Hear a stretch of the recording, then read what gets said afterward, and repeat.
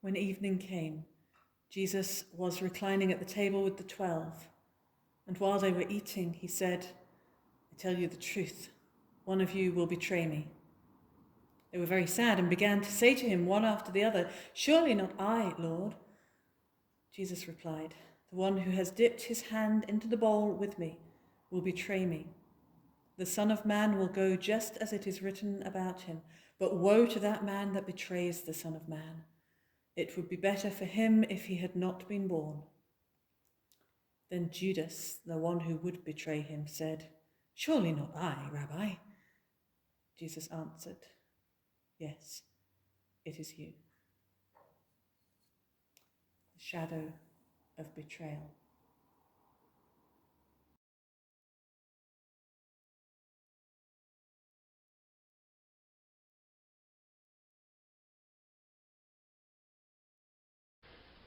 On reaching the place, he said to them, "Pray that you will not fall into temptation." He withdrew about a stone's throw beyond them, knelt down and prayed, "Father, if you are willing, take this cup from me, yet not my will but yours be done." An angel from heaven appeared to him and strengthened him. And being in anguish, he prayed more earnestly, and his sweat was like drops of blood falling to the ground.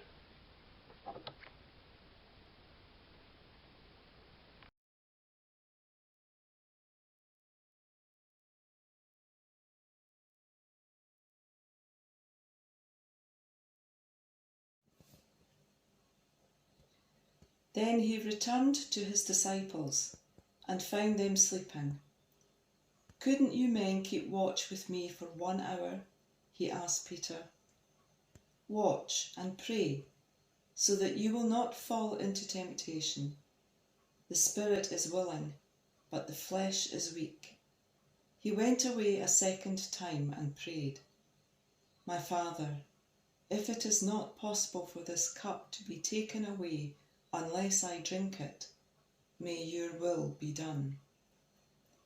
When he came back, he again found them sleeping, because their eyes were heavy. So he left them and went away once more and prayed the third time, saying the same thing. Then he returned to the disciples and said to them, "Are you still sleeping and resting? Look, the hour has come, and the Son of Man is delivered into the hands of sinners. Rise, let us go. Here comes my betrayer." The shadow of loneliness.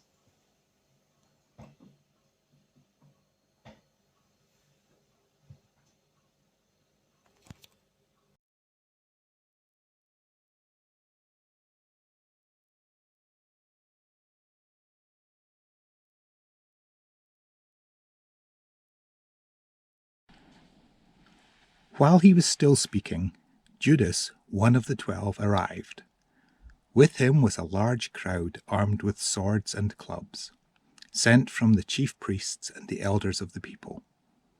Now the betrayer had arranged a signal with them. "The one I kiss is the man. Arrest him." Going at once to Jesus, Judas said, "Greetings, Rabbi," and kissed him. Jesus replied, "Do what you came for, friend." Then the men stepped forward, seized Jesus, and arrested him. In that hour, Jesus said to the crowd, "Am I leading a rebellion, that you have come out with swords and clubs to capture me? Every day I sat in the temple courts teaching, and you did not arrest me. But this has all taken place that the writings of the prophets might be fulfilled." Then all the disciples deserted him and fled.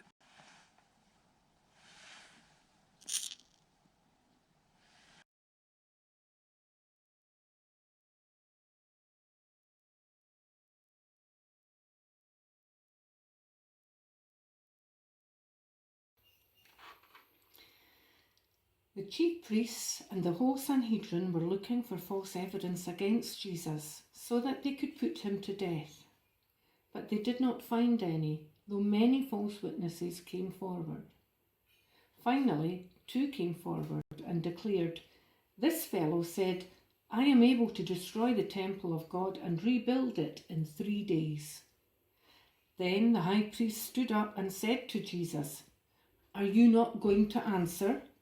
What is this testimony that these men are bringing against you?" But Jesus remained silent. The high priest said to him, "I charge you under oath by the living God, tell us if you are the Messiah, the Son of God." "You have said so," Jesus replied. "But I say to all of you, from now on you will see the Son of Man sitting at the right hand of the Mighty One and coming on the clouds of heaven." Then the high priest tore his clothes and said, "He has spoken blasphemy. Why do we need any more witnesses? Look, now you have heard the blasphemy. What do you think?" "He is worthy of death," they answered. Then they spit in his face and struck him with their fists. Others slapped him and said, "Prophesy to us, Messiah. Who hit you?"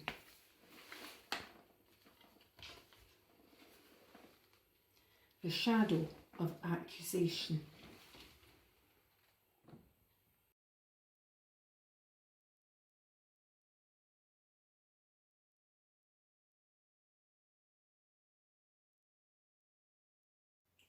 Then Pilate asked the crowd, "What do you want me to do with this man you say is the King of the Jews?" They yelled, "Nail him to the cross!"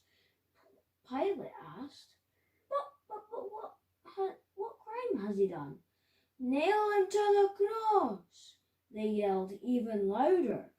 Pilate wanted to please the crowd, so he set Barabbas free. Then he ordered his soldiers to beat Jesus with a whip and nail him to a cross. The soldiers led Jesus inside the courtyard of the fortress and called together the rest of the troops. They put a purple robe on him, and on his head they placed a crown that they had made out of thorn branches. They made fun of Jesus and shouted, "Hey, you King of the Jews!" Then they beat him on the head with a stick. They spit on him and knelt down and pretended to worship him.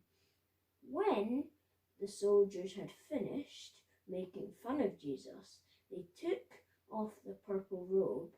They put his own clothes back on him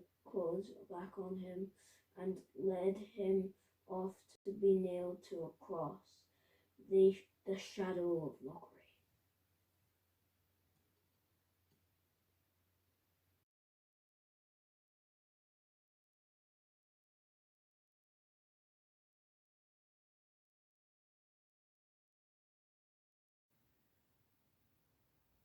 When they came to the place called the Skull, there they crucified him, along with criminals, one on his right, the other on his left. Jesus said, "Father, forgive them, for they do not know what they are doing." And they divided up his clothes by casting lots. The people stood watching, and the rulers even sneered at him. They said, "He saved others, let him save himself if he is the Christ of God, the chosen one." The soldiers also came up and mocked him. They offered him wine vinegar and said, "If you are the King of the Jews, save yourself." There was a written notice above him which read, "This is the King of the Jews." One of the criminals who hung there hurled insults at him. "Aren't you the Christ? Save yourself and us." But the other criminal rebuked him. "Don't you fear God," he said, "since you are under the same sentence? We are punished justly, for we are getting what our deeds deserve.